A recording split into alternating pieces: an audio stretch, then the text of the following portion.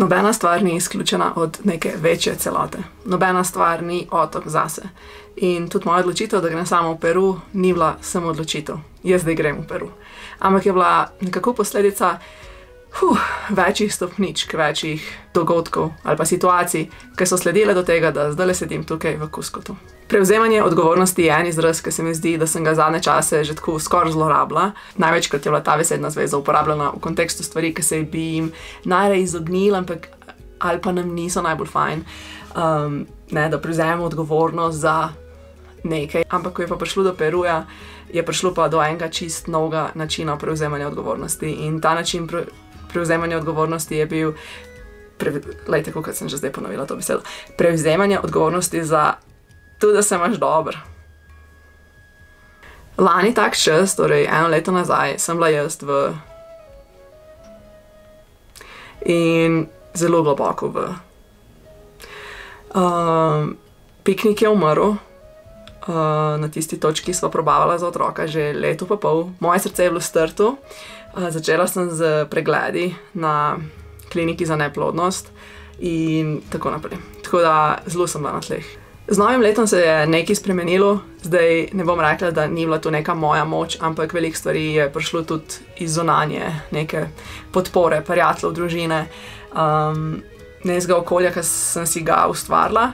Ampak ja, ta moč znotraj mene me je pa tudi potem pripeljala do vse več prevzemanja odgovornosti, da se imam fajn, da začnem delati, da se začnem ukvarjati s hobiji, s katerimi se pač prej sem želela, pa kao nisem imela časa, da poskrbim zase na ful različnih načinov in tako naprej. In ta potovanja, ta del mene, se mi zdi, da je vedno bil zelo močen, ampak tudi, da je moja osebnost oziroma neka zanimanja, da so zelo polarna. En aspekt mene je zagotovo ta nek avanturističen, popotniški, gremo naokrog, spoznajmo nove kraje in to, če se da, na drugih celinah, ne v Evropi. In pa en drug aspekt mene je tako, dajmo prodajati predpasnike in kuhati in vlagati kimči in se greti ob toplem kaminu in imeti vrt in prirejati večerje za svoje prijatelje.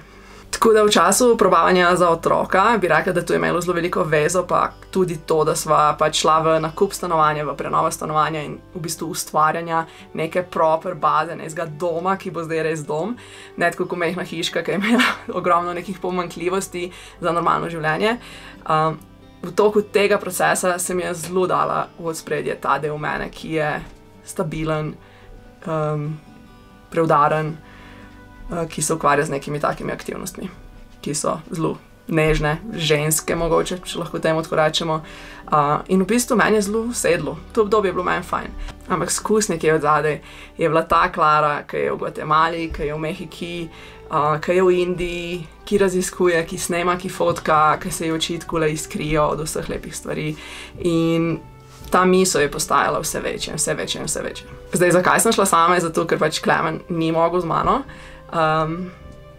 Ampak mislim, da sem rabila iti sama. Rabila sem iti pogledati v ta svet, če je tam še vedno nekaj zame. Ali je to sem neka misel iz preteklosti, katere se oklepam, pa da v bistvu je tu stvar čist, ker pač sem jo doživljala, ko sem bila, ne vem, 26 in je to tu. Ko sem se odločila ali iti, ne, me je bilo ful strah, tako ful strah. Ampak potem sem videla, da je to lahko največje darilo, ki si ga zdaj lahko dam. In da me Peru kliče, tudi tako, zakaj Peru, v bistvu, ko sem jaz enkrat zagledala ime Peru na zemljevidu, so vse ostale države dobesedno izginile, če lahko verjamete. In sem bila tako že vmes, pa kaj če šla v Gruzijo, je ful bližji, kaj če šla obstaja sem Peru. In ja, zdaj sem tukaj in ful je lepo. In tle nekdo stepa gor po stelnino. In dobrodošli, ker nas čaka kar nekaj zanimivih skupnih trenutkov.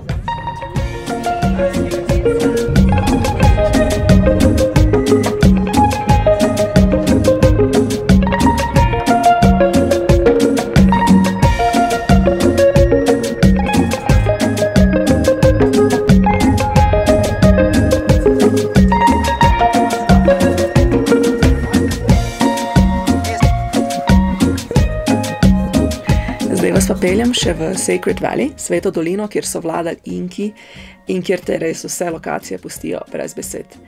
In namesto, da vam naštevam vse te kraje, bi vam povedala par besed o inkovski kozmologiji 3 svetov.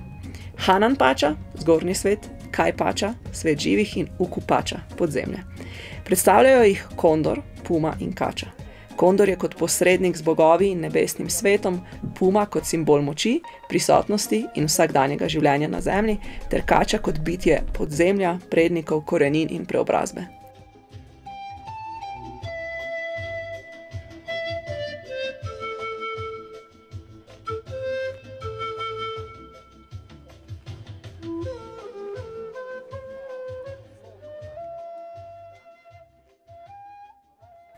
Vsa narava in človeško življenje sta umeščena v princip komplementarne dualnosti. Yanantin, kjer se sile ne izključujejo, temveč dopolnjujejo.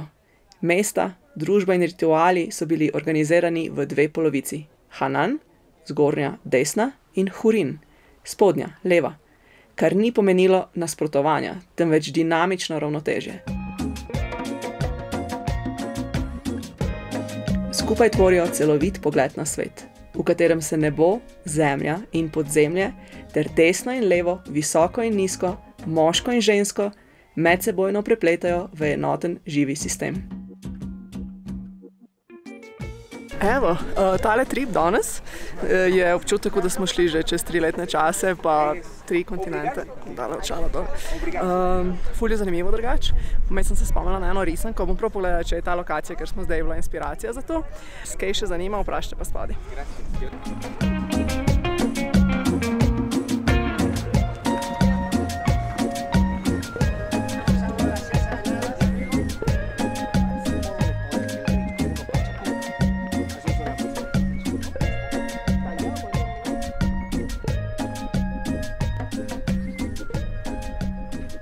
Ko sem prvič slišala za to, sem lahko, čakaj malo, štekam, pač res štekam, enoten, živi sistem, v katerem se prepleta vse sorte. Tako dojemam tudi sebe in probam integrirati vse te raznolike delčke v svoje življenje. Razumeti nasprotujoče si življenjske odločitve. Prevzemati odgovornost, kdaj, kako, zakaj, kje. Upam, da povedano tudi te ponudi tako majhno uteho ali pa neko novo razumevanje. Hvala ti za ogled in se vidimo kmalu. Čau, čau!